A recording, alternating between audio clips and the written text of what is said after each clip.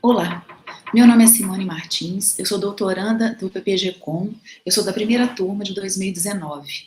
A minha orientadora é a professora doutora Ilusca Coutinho. O título provisório da minha tese é Teleinformar a Tomar Partido, uma análise sobre as representações das políticas públicas de educação no jornalismo audiovisual brasileiro.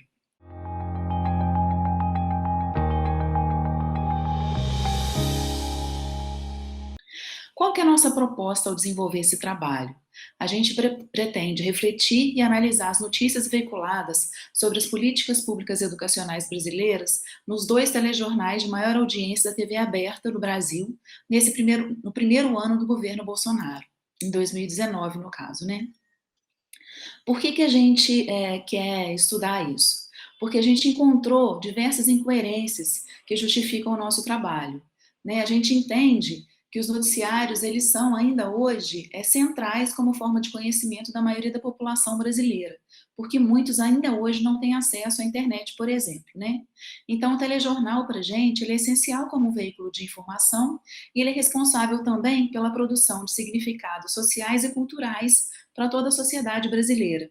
E a gente acha que a partir do momento que alguns temas não são debatidos ou não são publicizados, essa invisibilidade sobre esses temas ela acaba sendo nociva. As pessoas deixam de ter conhecimento sobre vários assuntos.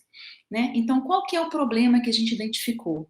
Não existem, né? A gente não consegue identificar na tela dos noticiários a presença das políticas públicas de educação. A gente não consegue ver matérias, reportagens sobre esse assunto. A gente ouve falar de algumas ações do governo Bolsonaro, mas que são colocadas como propagandas ou são disponibilizadas na página do MEC. Né, as ações dele, como educação familiar, quando ele propôs o Programa Nacional de Alfabetização, o contingenciamento de gastos, que marcou muito o primeiro ano do governo, o projeto Escola Sem Partido, que acabou não sendo formalizado, mas ele era muito discutido à época das eleições, o projeto Futurice, que era uma tentativa de fazer com que as universidades públicas elas tivessem gastos, tivessem apoio de instituições privadas, e assim como a escola cívico-militar. Então a gente questiona, né, a educação, ela seria uma oferta individualizada ou uma política pública para o governo, né? De que forma que o governo entende isso? E aí a gente começou a trabalhar, né, a nossa tese, e eu queria falar um pouco mais hoje sobre o terceiro capítulo, que ele aborda o telejornalismo em rede no Brasil, comparações e análises entre o Jornal Nacional e o Jornal da Record. Eu comecei esse terceiro capítulo fazendo um percurso histórico do jornalismo nas telas, como é que ele começou, como é que foi o desenvolvimento, para depois falar sobre o processo de produção de notícias e os valores notícia, assim como os critérios de noticiabilidade, né? O que faz um fato virar notícia, por que aquele acontecimento ele passa a estar presente no telejornal. Logo em seguida, a gente trabalhou um conceito muito utilizado pela professora Lusca Coutinho, que é a dramaturgia do telejornalismo, né? A gente vê a informação como narrativa dramática. Toda a notícia ela é pensada como se fosse um drama mesmo, um drama noticioso. Depois a gente falou, né, sobre o Jornal Nacional um pouco, sobre o Jornal da Record, e a gente falou sobre as histórias de cada um, sobre os percursos de cada um, para a gente poder fazer um pré-teste da nossa tese. Né? Na nossa tese, a gente vai se utilizar de um conceito que se chama, de uma metodologia, que se chama análise da materialidade audiovisual, que é utilizado no nosso núcleo de jornalismo audiovisual, que é o NJA, nosso grupo de pesquisa.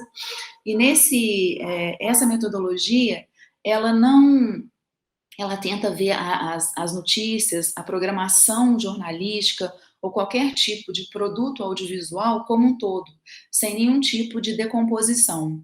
Então, a gente pegou para analisar as manifestações que aconteceram contra o corte de verbas da educação promovido pelo governo Bolsonaro no primeiro ano.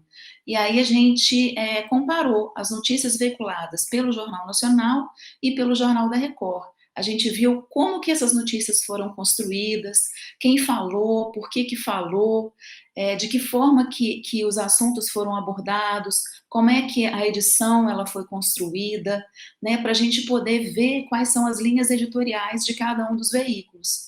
E a gente pôde constatar que o Jornal Nacional, desde o início do governo Bolsonaro, ele tem se mostrado como se fosse uma oposição, ele tem criticado muitas ações do governo, inclusive porque o Bolsonaro, ele ataca muito a Globo, principalmente, né? E o Jornal da Record, não, ele já é mais conivente com o próprio governo, ele reitera as ações do governo, ele confirma tudo aquilo que o governo faz, e a gente percebeu que as construções dessas reportagens, elas são absolutamente distintas, né? De um lado, a Globo, ela está concordando com as manifestações, ela está dizendo que o ensino público, ele tem que ser de qualidade, ele tem que ser gratuito, e ela se utiliza de vários personagens para montar essas reportagens, e o Jornal da Record não, o Jornal da Record coloca as manifestações como se fosse uma própria balbúrdia, né, que era aquilo que o Weintraub falava, que os estudantes faziam, como se fosse confusão, ou então eles simplesmente não tocam no assunto.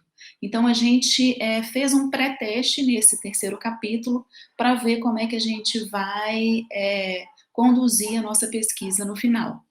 Bom, acho que é isso, a gente tinha um pouquinho de tempo só para falar, e qualquer dúvida a gente conversa nas jornadas. Obrigada, até mais.